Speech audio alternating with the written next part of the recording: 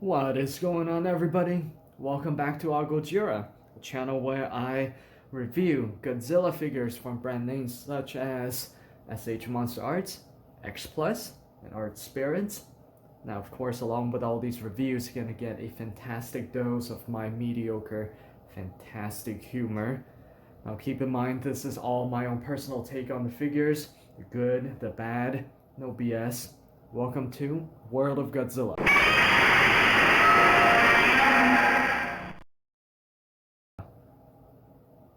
Now in this video, I'm going to be doing a review of this big guy right here, Monsterarts, Godzilla from 2016, the fourth form in the movie, the Awakening version. If you have never seen this movie before, it's called Shin Godzilla, and it is really, really well done. I'll go into a little bit of history later on. But before we get to that, if you like content like this, please do consider subscribing to the channel and really smashing that like button. It's totally free to do, and we all love free things, right?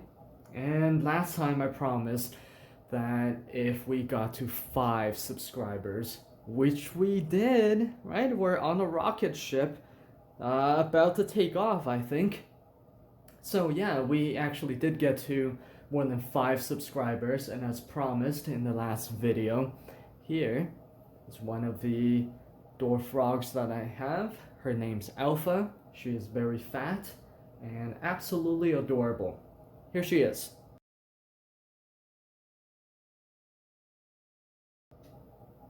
See? I told you so. Pretty good, right? I think I feed her a little bit too much. All that frozen food. She's ready to lay eggs though. Okay, anyways, let's get back to the review. So, let's start with the box right here. Shin Godzilla 2016. Again, amazing art. I think this one, amazing, right? Gigantic mouth, the beam, the nuclear beam coming out, purplish color in the background. Very, very beautiful. Now, if you have never seen this movie is called Shin Godzilla from 2016.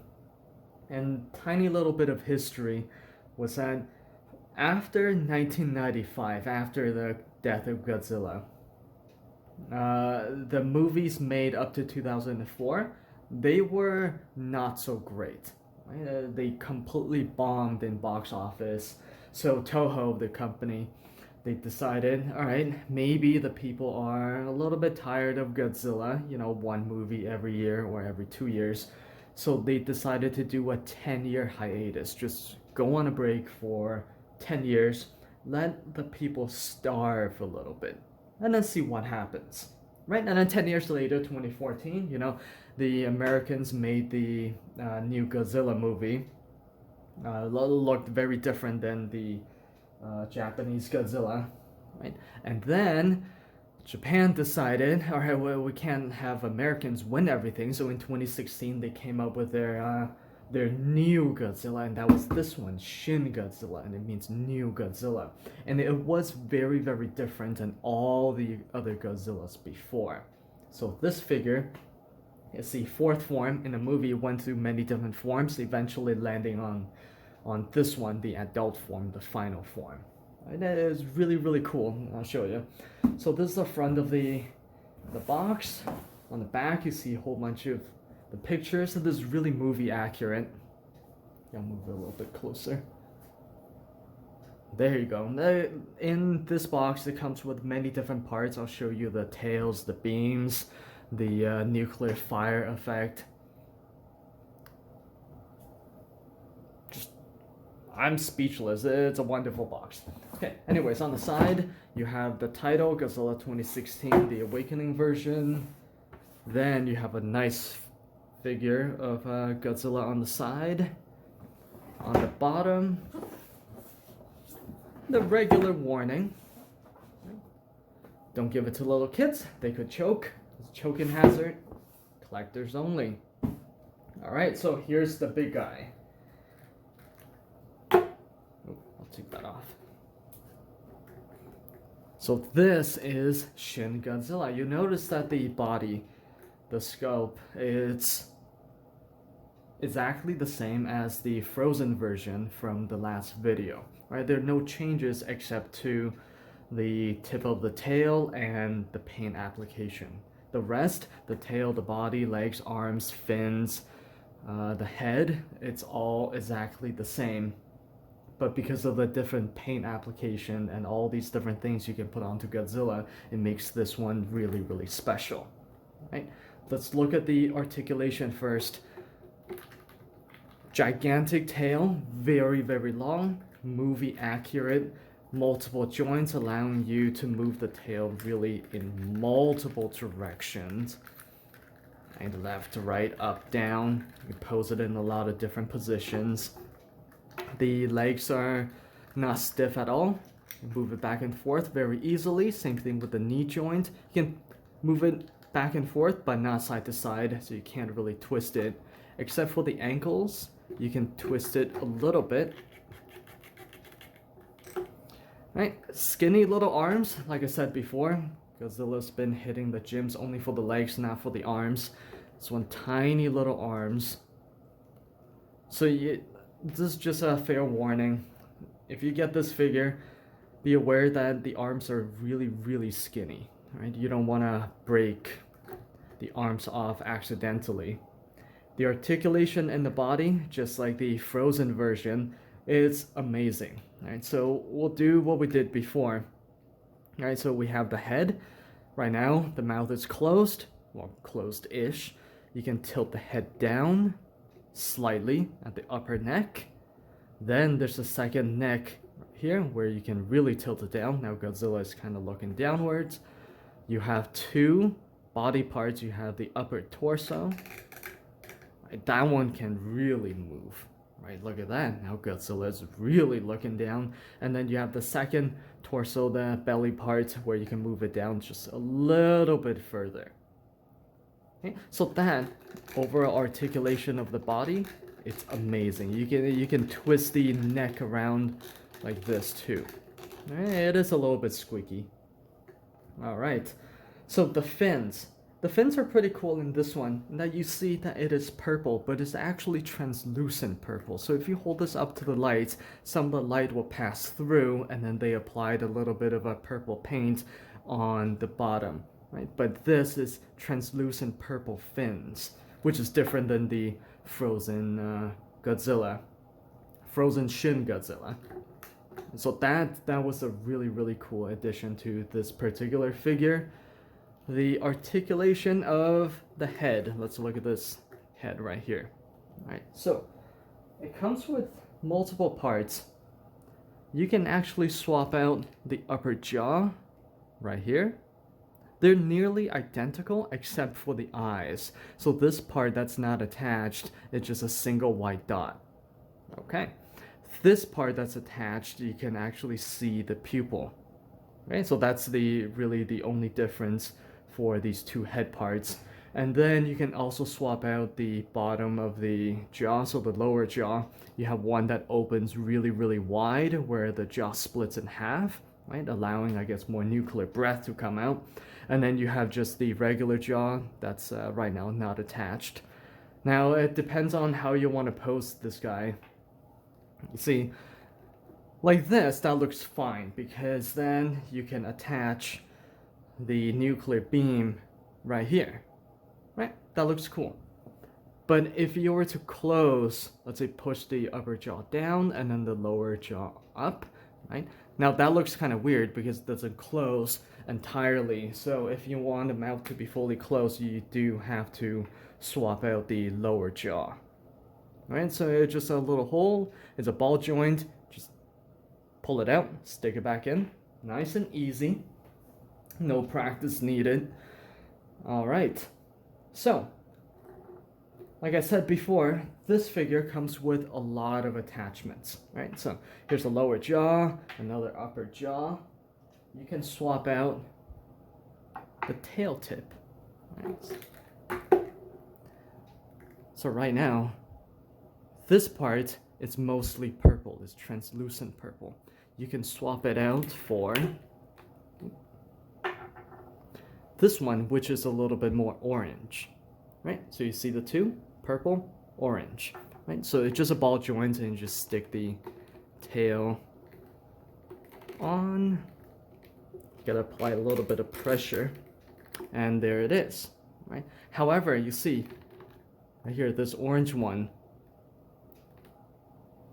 there's no hole at the end. So in this box, you also get these two, the nuclear beams, right?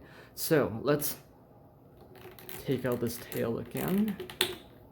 Let's put this purple one back on. So with this purple tail, yeah, you gotta apply some force to this. With this purple tail, there's a little hole at the end where you can insert this nuclear beam to the end of it. Now, if you have never seen this movie, this Godzilla has a lot more, I guess, attack abilities to it, not just a nuclear breath. So it can shoot this nuclear beam from the end of the tail, and also from the fins, also from its mouth, right? So, yeah, it's pretty cool. So you have a nuclear beam from the tail. Then you have another beam. Now for this one, you can't really attach it to anything. It's just a skinny beam on either end, and there's nothing for you to attach in the mouth. So you kind of have to just stick it in there and find a position that the beam will stay in place. Right? So I like to use the skinny end and just stick it into somewhere in the mouth until I can hold the beam in place. That. Now you have Shin Godzilla with two beams coming out from the mouth and the tail.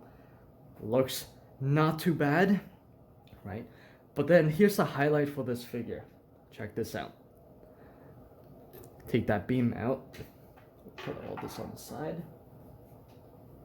You have now a fire effect on the ground. This is pretty common in a lot of Godzilla figure boxes. Comes with this plastic stand. Stick it in there. Now you have fire on the ground. And then you have this fireball. That's really well made. It's translucent red, orange in color, right? Showing that Godzilla is gonna be spewing out some sort of fire breath. So on this particular effect, you have a little hole in the center, which is here. Attach it to this piece, and then just position it so that Godzilla is spewing out some fire, right? As it's spewing out fire, the ground is on fire, and it's beautiful, especially if you have bright lights right behind the figure, right? Not bad, not bad. Alright, now here's an even better one, and this one's hilarious. If you don't want the ground to be on fire, you can use this piece. Okay, so this is what it looks like. Take out the fire effect on the ground, then position this part. I guess that's supposed to be also the ground on fire, but along with smoke and debris. So all you have to do, there's a hole in the center here. So just position this fire part like that. Tilt Godzilla over this, and now you have a pukey Godzilla. Right? So it's throwing fire onto the ground, and then you have the debris and the fire on the ground. That looks really, really cool, especially with the light in the background. So it just had too much Cheetos, and now it's puking out all the leftover food. And in the movie, Godzilla actually did this. Just spewing fire on the ground and then burning down cities. Again, fantastic movie. I really recommend this movie. And there you go. I didn't talk about the paint, so let's talk about the paint. Right, we'll move this fire effect. The paint on this thing, amazing. Really, really well done. So the entire body is covered in black paint with a little bit of purple. Now this figure, it's a lot shinier than other figures. I know some people didn't like the shiny look of this Awakening version, but I don't mind it. It actually looks pretty good. It looks like Godzilla just crawled out of the water. The nails on the feet, really well painted.